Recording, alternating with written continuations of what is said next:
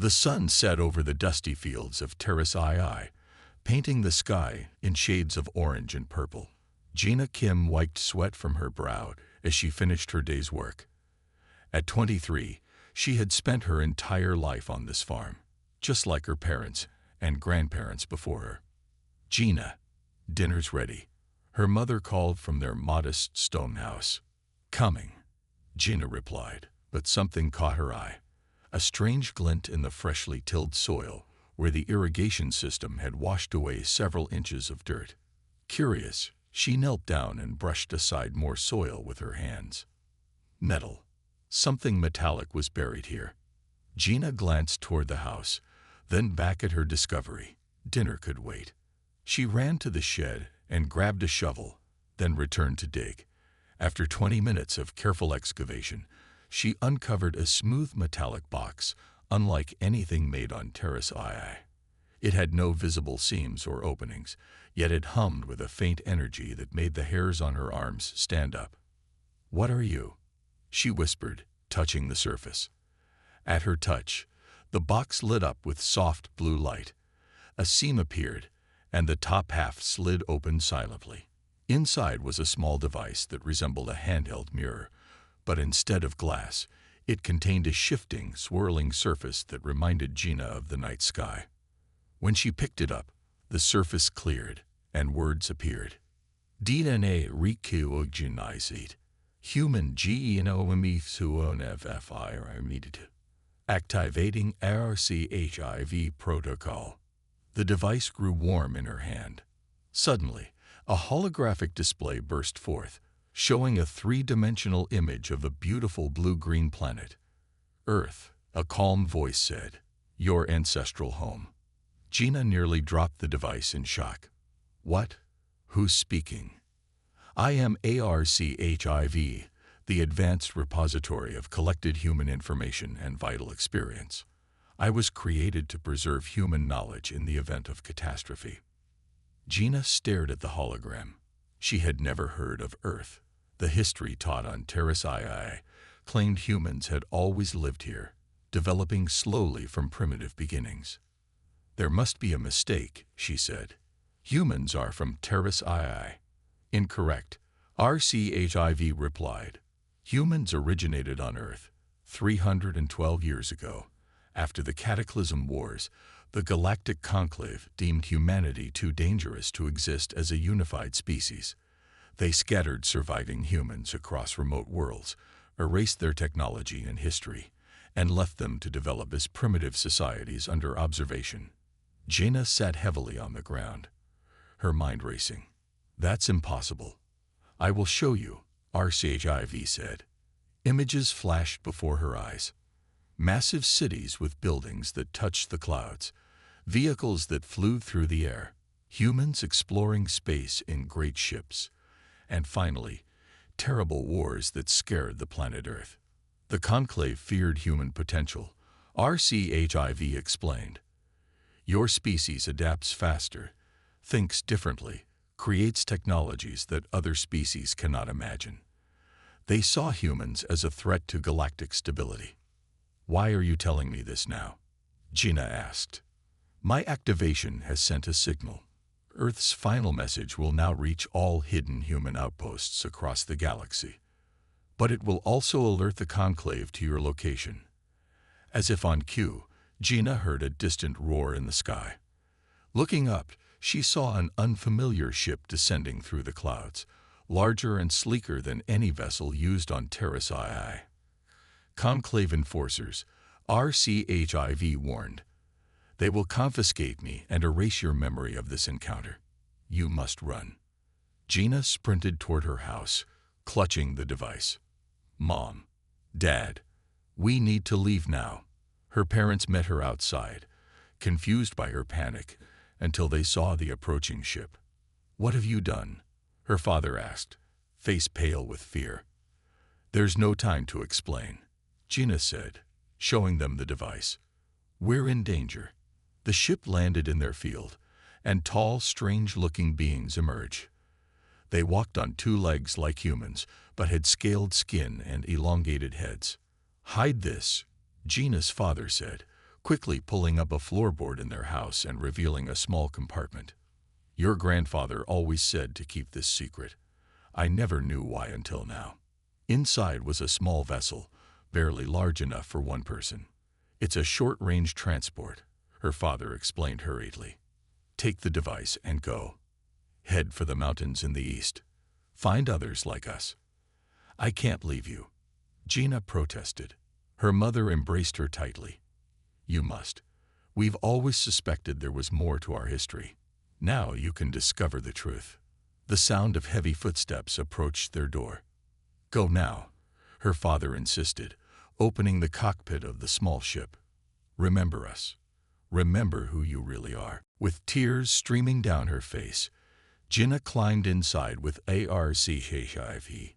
Her father showed her the simple controls, then closed the hatch just as the door to their home burst open. The small ship shot upward through a hidden opening in their roof. As Gina gained altitude, she saw the conclave enforcers swarming her home. Her parents stood proudly, refusing to reveal her escape. "Where should I go?" Gina asked HFY, her hands shaking on the controls. "East Mountains contain a hidden human settlement," HFY replied. "Rebels who remember fragments of the truth. Commander Topark leads them. They can help you." As Gina flew toward the distant mountains, HFY projected a message in front of her. "This is the message now broadcasting to all human settlements across the galaxy. Remember who you are. Remember what they did. Remember Earth." Gina whispered the words to herself as her home shrank behind her. She had lived her entire life believing she knew who she was, a simple farmer on a backwater world. Now she carried the truth of humanity's stolen legacy, racing toward an uncertain future with the conclave in pursuit. Far above Terrace II, conclave ships began to arrive in orbit, alerted by the sudden activation of Earth's quantum transmitter. The hunt for humanity's lost knowledge had begun, but this time, the humans would not be easily contained. Gina flew the small ship through the night, keeping low over the forests that covered the eastern mountains of Terrace II. The vessel shuddered and sparked occasionally. It clearly hadn't been used in decades. HFY guided her with simple directions, its calm voice a contrast to her racing heart. "Reduce speed. Descend toward the valley ahead," HFY instructed. "Rebel sensors will detect us soon." As dawn broke, Gina spotted a waterfall cascading down a cliff face. To her surprise, HFY directed her straight toward it. "Is this safe?" she asked nervously. "The waterfall conceals the entrance to the rebel base. Proceed at minimum speed." Gina gripped the controls tightly and flew directly at the rushing water. She closed her eyes at the last moment, expecting impact.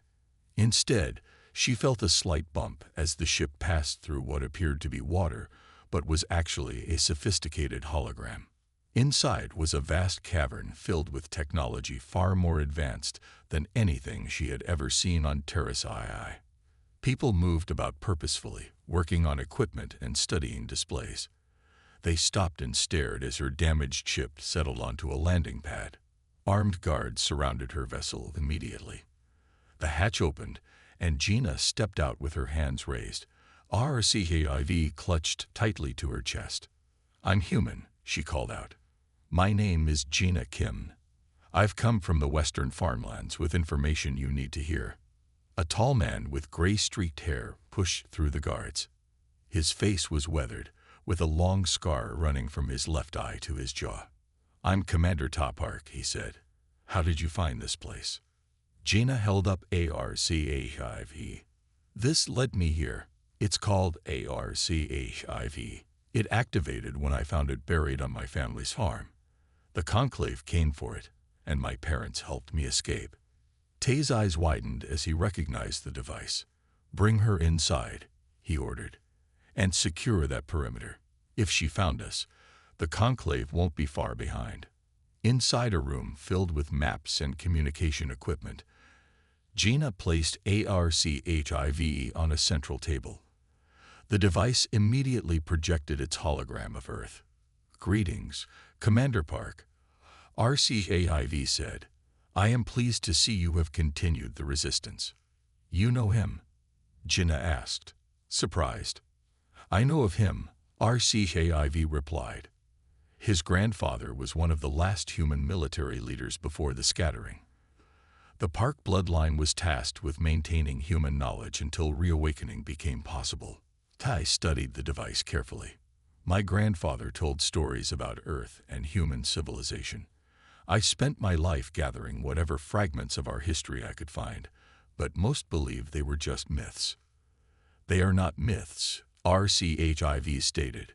"Request permission to interface with your systems." Ta hesitated, then nodded. "Do it." RCHIV's hologram expanded, sending tendrils of light toward the computers around the room. Screens flickered to life, filling with data. "Your systems are primitive, but functional," RCHIV noted. "I am transferring critical historical and technical data." Over the next hour, RCHIV shared humanity's true history, how humans had developed space travel, expanded across their solar system, and eventually encountered the Galactic Conclave, an alliance of 17 species that had been governing the galaxy for millennia. "Initially, humans were welcomed," RCHIV explained, "but your rate of technological advancement alarmed the elder species. Within 50 years of contact, humans had already improved upon conclave technology in ways they hadn't thought possible. When humans began developing entirely new technological approaches, the Conclave Council voted to contain the human problem." Jaina watched as images of magnificent human cities and space stations appeared, followed by scenes of their destruction. "The Conclave claimed humans were violent and unpredictable," Ta said bitterly. "That's what the few historical records we found suggested. A convenient narrative," RCHIV responded. "In truth, it was human creativity and problem-solving abilities that frightened them. Human neural pathways process information differently than other known species. Where conclave species excel at refinement and optimization of existing knowledge, humans excel at innovation and adaptation." The rebel base grew crowded as word spread of RCHIV's arrival. People gathered to hear the truth about their origins. "This is how we can beat them," a young engineer named Han said, examining the technical data RCHIV had provided. "These designs, I can adapt them to the materials we have here." "Can you really build this technology with our limited resources?" Tai asked. Han nodded excitedly. "That's just it. We don't need to duplicate Earth technology exactly. We can improvise. That's what makes us human." Over the next 3 days, the rebel base transformed. Teams worked around the clock, adapting ancient human designs to their available resources.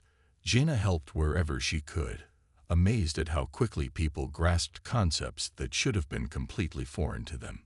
"It's like our brains were made for this," she remarked to Tai as they watched Han's team assemble a communication array from salvaged parts. "According to ARCHIV, they were," Tai replied.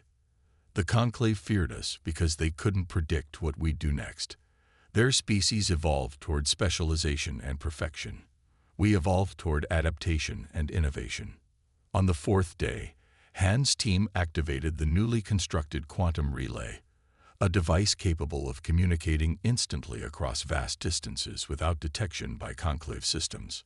"We're ready to send the wake-up call," Han announced. Tai looked at Jaina. "Your discovery started this. You should be the one." Jaina stepped forward and spoke into the transmitter. "To all humans across the stars. This is Jaina Kim from Terrace II. What you've been told is a lie. We are not primitive. We are not violent savages. We are humanity, descendants of Earth, and we have been deliberately kept ignorant of our true potential. RCHIV has awakened us. Now it's time for all of us to remember." The message went out, encoded in frequencies that would reach dozens of human settlement worlds. Within hours, responses began to arrive. On Proxima Colony, miners had discovered an ancient human military bunker. On Nuevo Terra, farmers had unearthed spacecraft parts. Everywhere, humans were finding pieces of their forgotten history. In the conclave's central chambers, alarms sounded as reports flooded in from across the sector. Human settlements were suddenly exhibiting technology far beyond their permitted level. Ships of conclave design were being commandeered. Weapons were being manufactured. "This is unprecedented," a conclave elder said, scales flaring in distress. "They're advancing at a rate that should be impossible." "The High Council is declaring an emergency," another announced. "All enforcer fleets are being mobilized." Back on Terrace II, Tab received word that conclave warships were approaching. "They're coming in force," he told Gina. "But thanks to you and RCHIV, we're ready for them." For the first time in 3 centuries, humanity remembers what it truly is, and the galaxy is about to discover that we can't be stopped again. 3 months after Gina activated ARCHIV, the human rebellion had spread across 17 worlds. The conclave's initial attacks had failed to crush the resistance. Instead, each assault taught humans more about conclave technology and tactics. Gina sat in the command center of what had once been a conclave patrol ship. Now it served as the rebellion's mobile headquarters. The ship had been captured during the Battle of Terrace II, when farmers using repurposed agricultural machines had somehow defeated the conclave's elite forces. "We have news from Proxima Colony," said Min, the communications officer. She pulled up a video on the main screen. A dirt-covered man with a wide grin appeared. "Greetings from Proxima. You won't believe what we just did." The camera panned to show a massive conclave battlecruiser hovering above a mining facility. "We took it with mining drills, and some code our tech team wrote after studying the ship's communication signals." Todd Park leaned forward, amazed. "How did miners capture a battlecruiser?" The man laughed. "We didn't attack it. We invited it. We sent false distress signals about a human revolt. Then, when they landed to investigate, we used our mining drills to cut through their lower hull. Once inside, our coders used the ship's own systems against the crew. Most of them surrendered when the life support started acting strange. Turns out their rigid thinking couldn't handle our improvisation." Similar reports arrived daily. On Harvest Moon, farmers had developed plants that released pollen that clogged conclave ship filters. On New Horizon, fishermen had reprogrammed fishing nets with conclave communication codes, creating jamming fields that disabled entire squadrons. "This is why we're winning," Gina told Ty as they reviewed the reports. "Each human community is solving problems in their own way. There's no single approach for the conclave to counter." RCHIV, now integrated into the ship's systems, displayed data supporting her observation. Conclave species evolved toward specialized consensus. Their unity of thought was once their strength, but against humans, it becomes a weakness. When they adapt to one human strategy, 3 new ones emerge. Ta nodded. "What's our next move?" "Earth," Gina said firmly. "We need to find our homeworld. RCHIV has fragments of the coordinates, but the conclave erased most location data during the scattering." "Why is Earth so important now?" Ty asked. "We're winning without it." "Because something about Earth terrifies the conclave," Gina explained. "I've been analyzing the messages between conclave commanders. Their oldest members aren't just concerned about our rebellion. They're panicking about the possibility we might find Earth again." Gina had become a symbol for the human rebellion. Her face was known across human worlds as the farm girl who awoke humanity.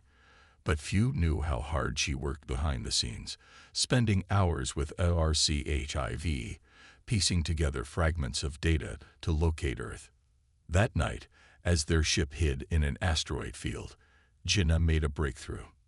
"RCHIV, what if we use the quantum entanglement signatures from the relay stations? Each one might contain a partial reference point to Earth." "Calculating," RCHIV replied. After several minutes, it displayed a star map with a section highlighted. "This reduces the search area by 78%. However, Earth's precise location remains unknown." "We need to capture someone who knows," Gina decided. She brought her plan to Ta. The next day, their ship set course for Conclave Outpost 37, a monitoring station near formerly human-controlled space. The outpost was lightly defended, thinking itself too insignificant to be a target. The humans attacked at shift change, when the outpost's attention was divided. Within an hour, they had control of the station and its databases. "Download everything," Gina ordered as their tech team worked on the Conclave computers. An alert sounded. "Incoming transmission," Min reported. "It's from the Conclave High Council, and it's encrypted with their highest security protocol." "Can we decrypt it?" Tai asked. "No need," said Han, who had joined them from Terrace II. "I modified our systems to mimic Conclave authentication codes." He typed a series of commands, and the message appeared. The message was from Elder Counselor Xan, one of the Conclave's oldest members. The alien's face showed signs of stress as it spoke. "All outposts be warned. Prevent humans from obtaining any astronomical data at all costs. The coordinates of Sol system must remain classified. If humans return to Earth, they will discover what we have hidden from them, the true reason for the containment protocol. Earth was not merely quarantined. It was sealed because what remains there could undo the galactic order we have maintained for millennia." Gina and Tai exchanged a look of shock. What could possibly be on Earth that frightens them this much? Ta wondered. "Unknown," RCHIV responded, "but this confirms Earth was not destroyed, merely hidden. And the Conclave fears what humans might find there." The outpost's data contained another piece of the puzzle, a partial stellar map with unusual markers around certain stars. "These are navigational warnings," Han explained. "Areas ships are told to avoid. One of these could be the Sol system." "There are dozens," Gina observed. "Yes, but if we cross-reference with the quantum entanglement data." Han overlaid the maps. A single point glowed brighter than the rest. "There, that has to be it." Before they could celebrate, alarms blared. "Conclave warships approaching," Min announced. "At least 5 dreadnoughts." "They must have realized what we found," Ta said grimly. "Everyone back to the ship." As they raced to their vessel, the outpost shook from the first bombardment. The Conclave wasn't trying to recapture the station. They were destroying it to eliminate the data. Their ship barely escaped as the outpost exploded behind them. 3 Conclave destroyers gave chase. "We can't outrun them," Min reported. Gina looked at Ta. "We don't need to outrun them. We just need to outthink them." She ordered their ship to head straight into a nearby nebula. The Conclave ships followed. "Conclave sensors are standardized," Gina explained.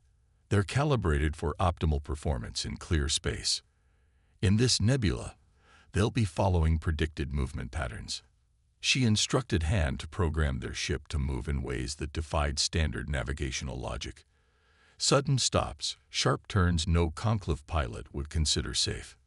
The gamble worked. 2 destroyer captains, adhering to Conclave flight protocols, couldn't react quickly enough to the humans' erratic maneuvers. Their ships collided in the nebula's low visibility. The 3rd destroyer, confused by conflicting sensor readings, lost track of the human vessel. When they emerged from the nebula, Gina gathered the crew. "We have what we needed," she announced. "We know approximately where Earth is, and more importantly, we know the Conclave is terrified of what we'll find there. Whatever is on Earth, it's powerful enough to change everything." She looked at the star map showing their homeworld's probable location. "It's time for humanity to go home." The human rebellion spread like wildfire across the galaxy, reaching 37 worlds in just 6 months. With each victory, more Conclave citizens began to question their leaders' decisions. On the planet Nestor, a major trading hub, Gina and Ta met with representatives from the Virelsi, tall blue-skinned beings with 6 fingers on each hand. The Virelsi had once been equals with the Conclave's founding species before being pushed to the edges of power. "Your struggle interests us," said Krill, the Virelsi diplomat. "The Conclave has ruled too long without challenge." Tay remained cautious. "Why help us now?" The balance of power shifts, Krill replied simply. He opened a large container to reveal advanced energy weapons. These will penetrate conclave ship shields. We provide them with no official record. This meeting was not unique. Across the galaxy, cracks formed in the conclave's unity. Some species saw opportunity in human adaptability. Others nursed ancient grudges, and many simply recognized which way the wind was blowing. The Boros trading guilds began supplying human worlds with technology and resources, ignoring conclave embargoes. When questioned by conclave authorities, the guild masters shrugged their forward shoulders and said, "Profit is profit. Humans pay well." In the conclave High Council chamber, arguments broke out regularly. "We must crush them completely," demanded Councillor Xan, slamming a clawed hand on the table. "Deploy the dreadnought fleet immediately." "The dreadnoughts are our last line of defense," countered a younger councillor. "Perhaps we should negotiate." "Negotiate?" Xan hissed. "Did you not see what happened at Proxima?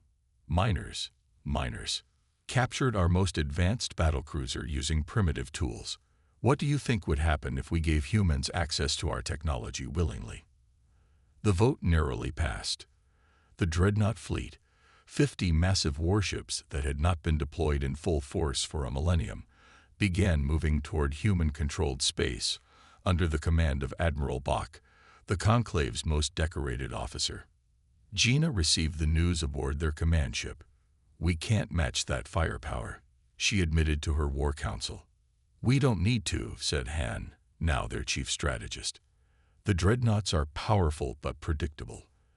They rely on standard attack formations that haven't changed in centuries. And they use the same communication protocols across the entire fleet," added Min, who had been studying conclave transmissions. Ta looked thoughtful. "So if we could disrupt those communications?" "Exactly," Min said with a smile.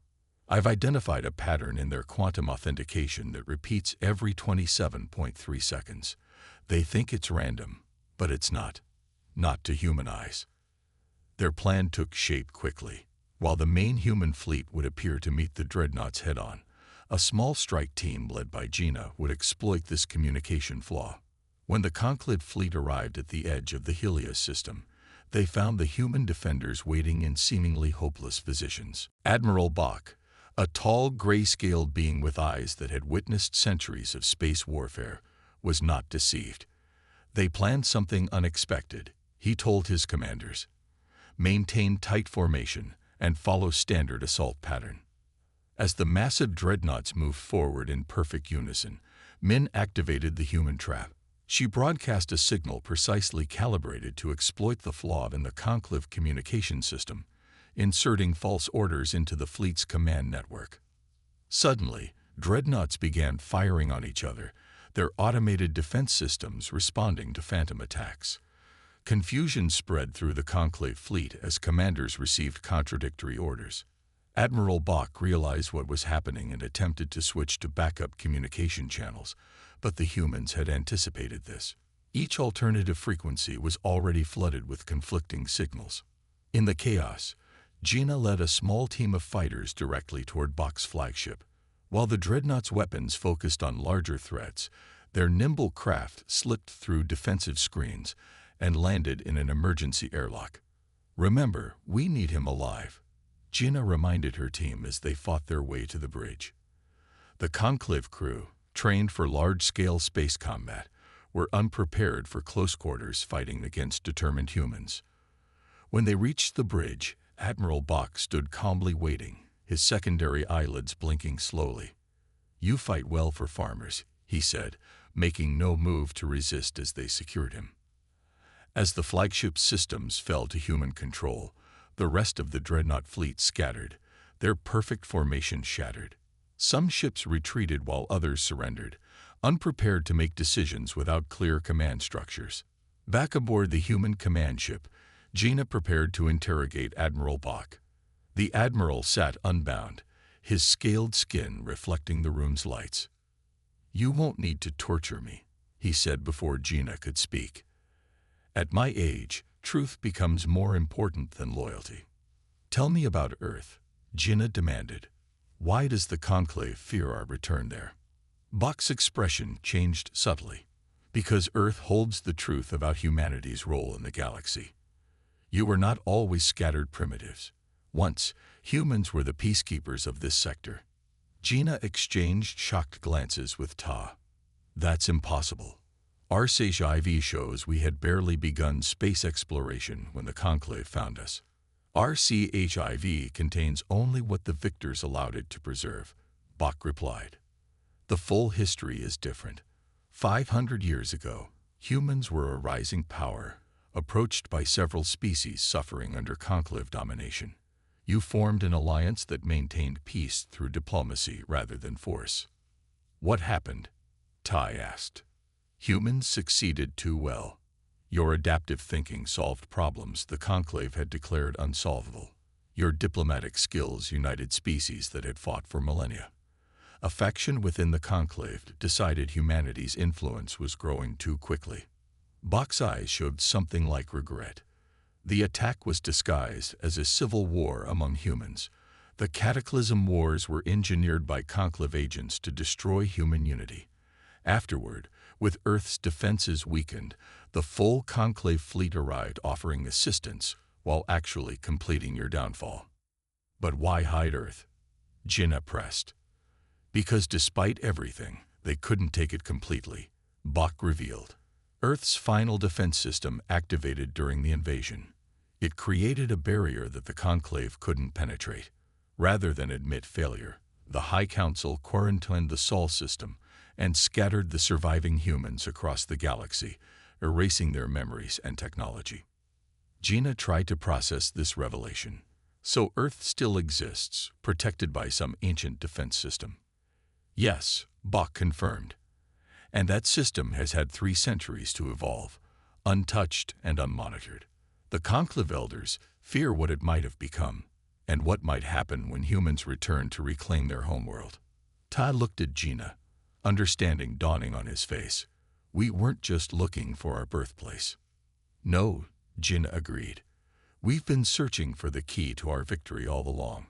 1 year after Jinnah activated HFY, the United Human Forces gathered at the edge of what used to be forbidden space. 200 ships of various sizes formed the largest fleet humans had assembled since before the Cataclysm Wars. Many were captured conclave vessels, repurposed by human ingenuity. Others were cobbled together from mining equipment and agricultural machinery, looking strange but surprisingly effective. On the bridge of the flagship, formerly Admiral Bach's dreadnought, now renamed Remembrance, Jinnah stood with Ta Park and other rebellion leaders. The final pieces of Earth's coordinates had been assembled from fragments of data gathered across dozens of worlds. Are we ready? Jinnah asked, looking at the eager faces around her. Ta nodded. All ships report ready for jump. Jinnah took a deep breath. RCHIV. Plot jump coordinates for Earth. Coordinates set. RCAIV replied through the ship's systems. Caution. Conclave records indicate unusual energy readings in the Sol system. Nature unknown. Whatever it is, we'll face it together, Jinnah said. She raised her voice to address the fleet. For 300 years, we were kept from our home. Today, we return to Earth. The ships jumped simultaneously, their engines bending space in a flash of light. When they emerged, the Sol system spread before them, and at its heart, the blue-green planet that was humanity's birthplace. But Earth was not alone. Surrounding it was an intricate web of energy, a massive defense grid unlike anything they had ever seen. It shimmered and pulsed with light, extending far beyond Earth's orbit. Incredible, whispered Jun Li, their chief scientist. That technology is far beyond even the conclave's capabilities. Before they could approach, the grid detected them. Energy readings spiked across their sensors. We're being scanned, reported Min from her station. Suddenly, RCAIV's hologram expanded dramatically, filling the bridge with light. Its usual calm voice changed, becoming deeper and more resonant. Protocol homecoming activated. Human genetic profiles confirmed. Welcome home, children of Earth. Gina stared at the hologram. RCHIV. What's happening? I am more than ARCHIV, it replied. I am but one fragment of Earth's defense network, created as humanity faced destruction. I was sent with the scattered colonies to preserve knowledge and eventually guide you home. Funding Earth began to shift, creating a clear path through to the planet. You mean you're part of that? Tai asked, pointing to the defense grid. I am an echo of it, RCHIV explained. When the conclave betrayed humanity, Earth's final defense system activated. It created an impenetrable barrier and began to evolve. For 3 centuries, it has been learning, growing, waiting for humanity's return. As the fleet approached Earth, they could see the planet's surface clearly. Instead of the ruins they expected, they saw gleaming cities and vast green spaces. There are people down there, Gina realized, looking at the sensor readings. Millions of them. Not all humans were scattered, RCHIV confirmed. Some remained on Earth, protected by the defense grid. They have continued to advance in isolation, developing technologies based on principles the conclave could never comprehend. Gina, Tai, and several other leaders took a shuttle down to Earth's surface. They landed in a plaza surrounded by tall, graceful buildings that seemed to blend seamlessly with the natural environment. People gathered to meet them, humans who looked much like them, but moved with an easy confidence. A woman stepped forward from the crowd. I am Su Choi, Director of External Relations. On behalf of Earth, welcome home. Over the next few hours, Gina and the others learned the truth. Earth's civilization had not only survived, but thrived behind the protection of the defense grid. Cut off from the rest of the galaxy, they had developed along entirely different technological paths. We knew you would return someday, Sue explained as she showed them through a research facility where objects seemed to float and reshape themselves without visible technology. The defense system sent fragments of itself, like your ARCHIV, to every human colony, programmed to activate when the time was right. But how did you create such advanced technology? Junli asked, examining a device that seemed to defy physical laws. We stopped thinking like the conclave taught the galaxy to think. Sue replied simply. Their science is based on manipulation of energy and matter. Ours learned to work with the underlying fabric of reality itself. Their tour was interrupted by an urgent message from the fleet. Conclave ships had been detected at the edge of the system. Hundreds of them, including every dreadnought they could muster. They must have followed us, Ta said grimly. This is their final attempt to stop humanity's reunification. Sue looked unconcerned. Return to your ships. We will handle this together. Back aboard the Remembrance, they watched as the massive conclave fleet approached. Based on traditional warfare calculations, they were hopelessly outnumbered.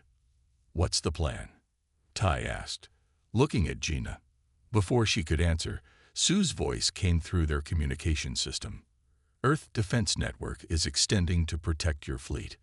Stand by. The energy grid around Earth pulsed, and new strands of light stretched outward, enveloping the human ships. From Earth, smaller vessels rose to join them, sleek craft that moved with impossible speed and grace. As the conclave fleet came within range and opened fire, something remarkable happened. Their weapons' energy dissipated harmlessly against the grid. Then, without firing a shot, the Earth vessels deployed devices that expanded into glowing fields around the conclave ships. What are they doing? Gina asked, watching in amazement. RCHIV answered, they are selectively altering the physical constants in localized space. The conclave weapons cannot function because the laws of physics they depend on have been temporarily modified. The entire conclave fleet hung motionless, caught in fields that rendered their technology useless without harming the crews inside. Instead of destroying their helpless enemy, Gina opened a communication channel to all conclave ships. This is Gina Kim of Earth. You see now what humanity is capable of. We could destroy you, as you once tried to destroy us. But that is not our way. She paused, looking at Tai and the others, who nodded in agreement. Instead, we offer you a choice. Continue as our adversaries, fighting against forces you cannot understand, or join us in creating a new galactic order based on cooperation rather than control, where all species can benefit from each other's unique perspectives. The response was not immediate, but within hours, ships from 17 different conclave species had signaled their surrender and willingness to negotiate. Some, like the Virelsi, had already been secret allies. Others recognized that humanity's return was not a threat, but an opportunity for advancement beyond anything they had imagined. Standing on Earth's surface again, watching the sunset over a world she had never known but always belonged to, Gina felt a profound sense of completion. "What happens now?" she asked Sue, who had joined her. "Now," Sue replied, "we rebuild the galaxy together. Humanity has returned, and this time, we will not be forgotten." As ships from former conclave worlds began arriving peacefully at Earth, bringing delegates eager to learn and trade, Gina knew the woman was right. The galaxy would never be the same again.